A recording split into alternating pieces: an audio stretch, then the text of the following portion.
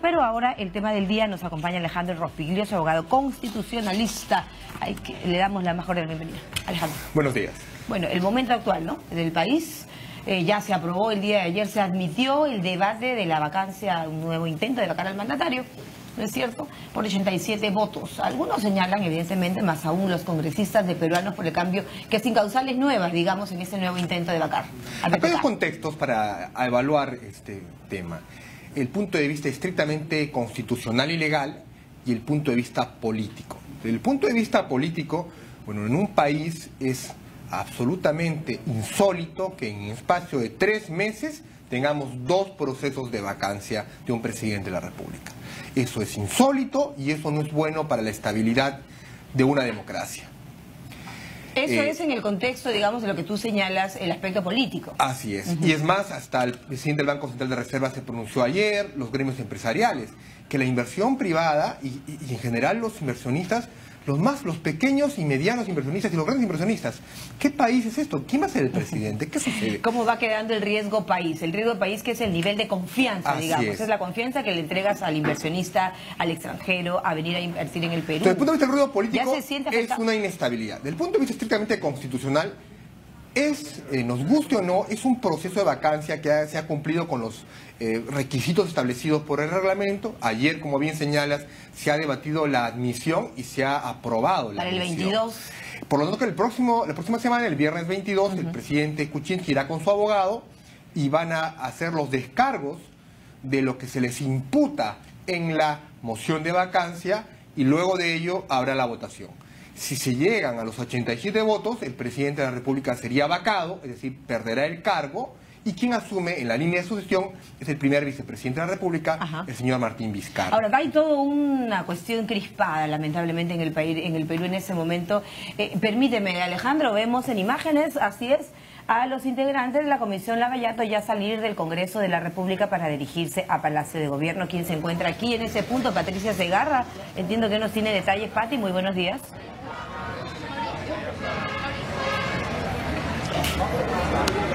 Pati. Bien, integrantes de la Comisión Lavallato del Parlamento salen ya rumbo a Palacio de Gobierno para sostener este encuentro, recibir las declaraciones del presidente de la República, Pedro Pablo Kuczynski, a fin de que se puedan esclarecer sus presuntos vínculos con la empresa Odebrecht.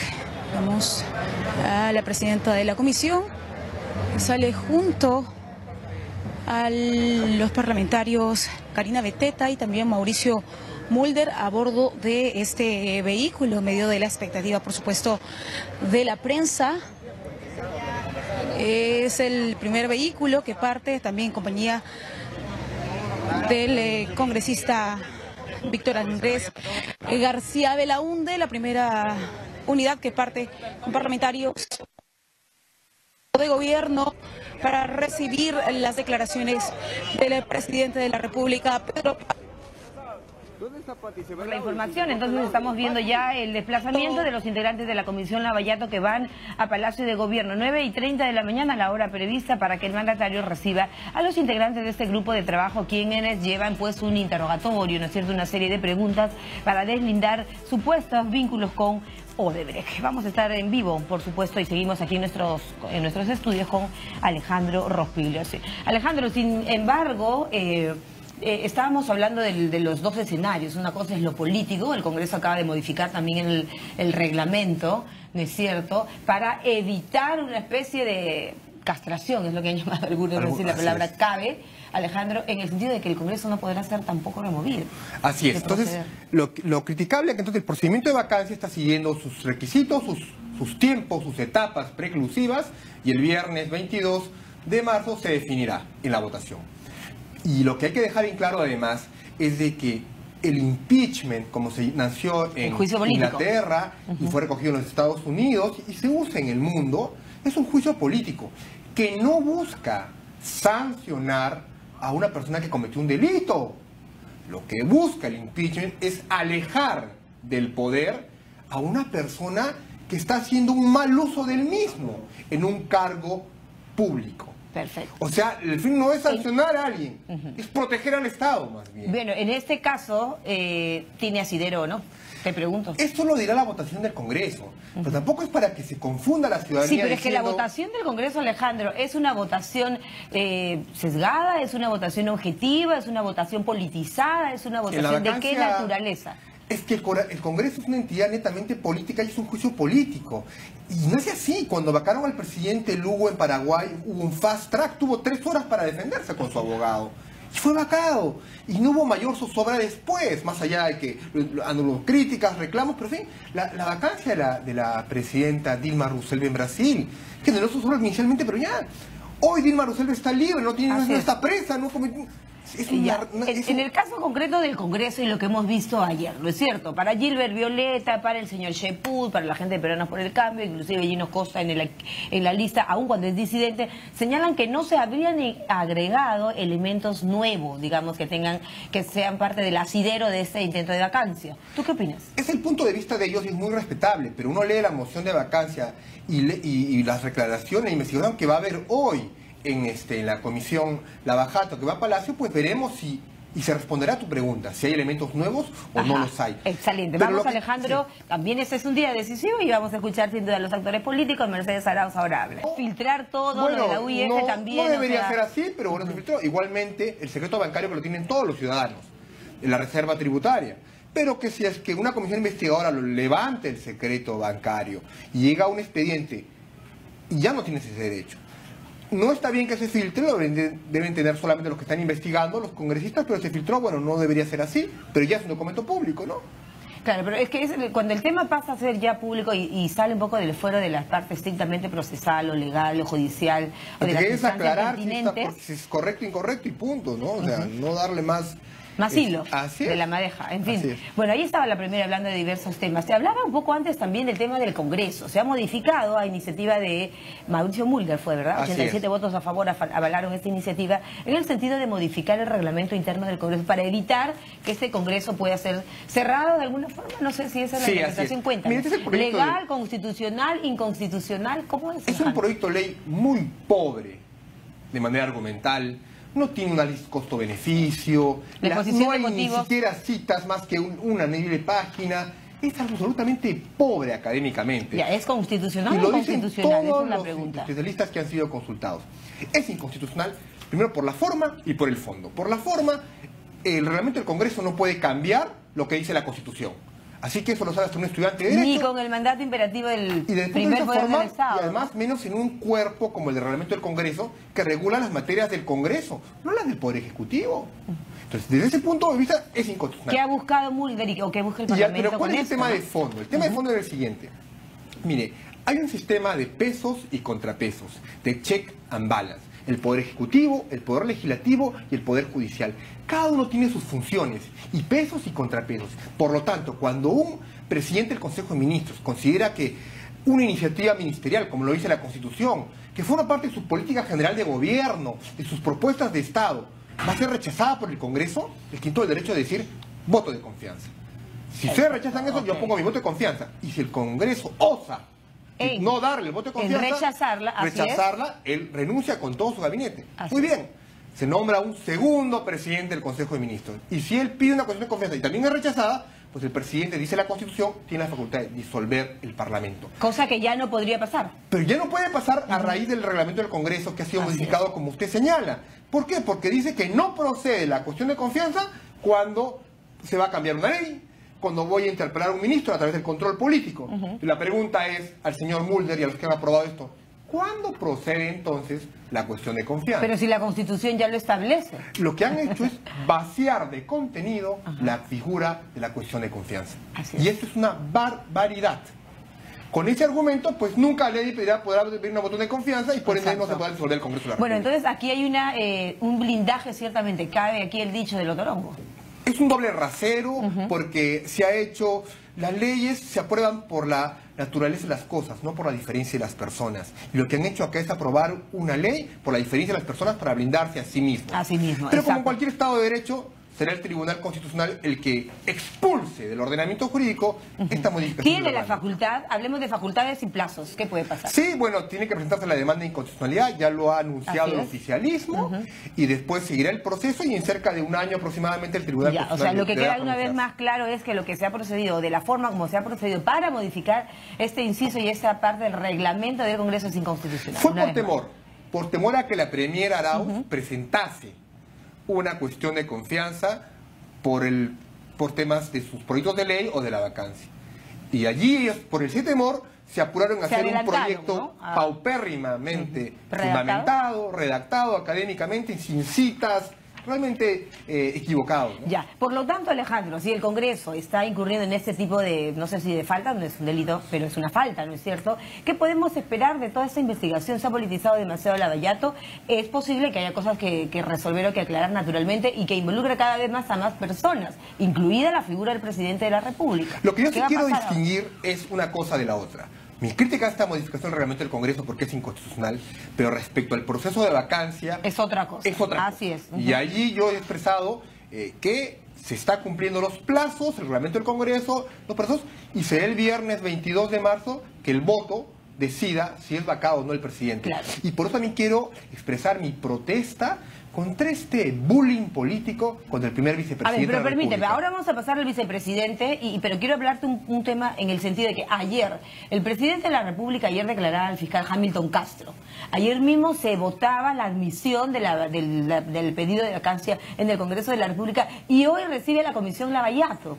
El tema de los plazos, los tiempos, las coincidencias, la gran cantidad de hechos que tenemos concentrados, digamos, no hay una manera de espaciar. Bueno, en política no hay coincidencia, asunto. dicen, ¿no? Sí, es una coincidencia bastante extraña, pero parece que todo está a flor de piel por la coyuntura que existe. Esto es por el indulto a Fujimori, hay una nueva causal para un nuevo intento de vacancia. Hay una sumatoria de factores, pero hay algo que los une a los parlamentarios, que es su malestar de querer hacer este juicio político y retirar al presidente. Y como he dicho, el juicio político no es sancionar al presidente por presuntos sino delitos. alejar a la persona alejar a del cualquier poder. presidente, cualquier país, porque consideran que está haciendo un mal uso del poder. Alejarlo, no necesariamente... Castigar. Ok, Que correcto. es diferente. Valga la salvedad. Valga la diferencia. Que es, porque muchos dicen hay que esperar al fin de su mandato, que lo juzguen. Es que eso no busca el juicio O político. sea, ¿y qué busca en ese momento? Alejar a una persona que consideran que puede ser un riesgo con el Estado, que tiene una incapacidad moral permanente para seguir. Y por eso algunos decían, adrede, confusamente, que la capacidad moral se creó porque era un problema de presuntos errores de problemas psiquiátricos o psicológicos. Mentira. Eso calzaría más bien la figura de la incapacidad física permanente, Ahora, que también está en la Constitución. Aquí la causal, ¿no es cierto?, es incapacidad Moral permanente. permanente. ¿La hay? Así es. No lo sé, lo dirán el voto de los parlamentarios. Esperemos que salga ahora de la Comisión Lavallato. Que saldrá ahora, ¿no es cierto? Creo que lo serio es... ¿Qué pasó con Martín Vizcarra? Hay quienes le han dicho una especie de, no sé, señalan bullying, en fin, que no se han pronunciado, ¿qué debería pasar? Si se procede el 22, dicho sea de paso, el día del cumpleaños del señor Vizcarra, si procede el día 22 de marzo, esta vacancia... Él debería asumir lo que corresponde y lo que le ordena la Constitución, el cargo de presidente de la República. Y por eso mi malestar... Esto lo dice la Constitución, Así además, es. ¿no, Alejandro? Por esta majadería política de insultarlo, vejarlo, que le está sembrando un complot. Mentiras. El señor es una persona totalmente transparente que haciendo su rol de embajador. Sí, pero con Chinchero no le fue nada bien tampoco en el Congreso. Así es. Y no, yo quisiera ver, en el supuesto, no lo sabemos si será vacado o no el presidente de la República, ¿qué va a pasar el día sábado 23 de marzo? ¿Con qué cara lo van a ver estos parlamentarios del oficialismo que lo están insultando Ahora, y dejando? el fujimorismo dice Vizcarra lo haría mejor, para el señor Vizcarra estaría en la situación mejor, pero ellos fueron los que precisamente trataron como trataron a Martín Vizcarra. Cuando era ministro de Transportes. Por eso yo quiero ver la cara de los señores en el supuesto que pasara la Ahora, vacancia. ojo que aquí no hay que defender a nadie, ¿no? O sea, que tenga que responder por sus cosas y sus hechos cuando son sobre todo y no hay funcionarios derecho, públicos. por el señor Vizcarra ha actuado correctamente, de no responder, actuar con silencio y no pisar el palito de estar en estos dimes y diretes. Que no la Comisión corresponde. Lavallato, Alejandro, se demoró mucho quizá el presidente en dar esta cita. ¿Qué debió pasar? Él señala, no tengo nada que ocultar. Para muchos, evidentemente, es una comisión politizada y ha tratado, ¿crees tú, a todos los protagonistas, digamos, de estos temas de Odebrecht, de estos escándalos, de la misma manera?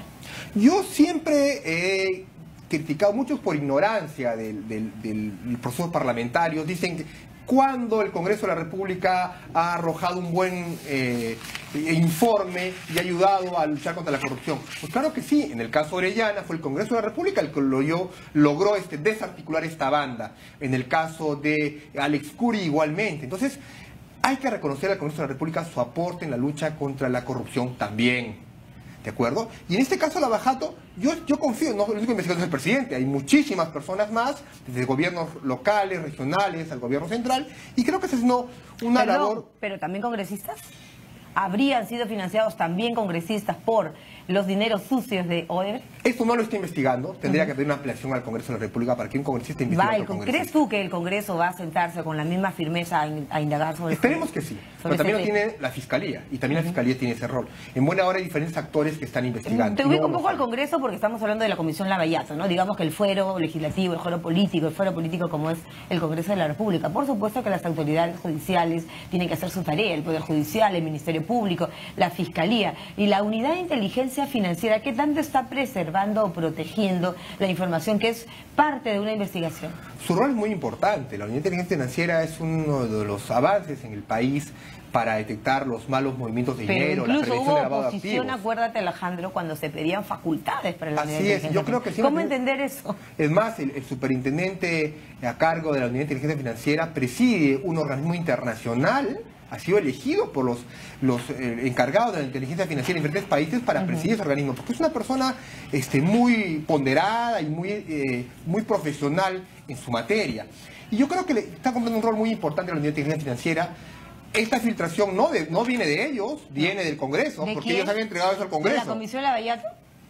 Algún asesor por allí ha podido filtrarlo, pero más allá de eso es el fondo de la información, que es transparente, y si no hay nada malo que ocultar, pues las aclaraciones están dando el congresista Violeta, la señora Arauz, y creo que es para escucharlo. Bueno, lo importante es aclarar, ¿no? Cuando la acusación se ventila, aclararlo que nada teme, ¿no? Claro, pongámonos en los escenarios ahora, Alejandro, ¿no? Y hoy en la Comisión Lavallato, el presidente va a responder las preguntas, ¿no es cierto?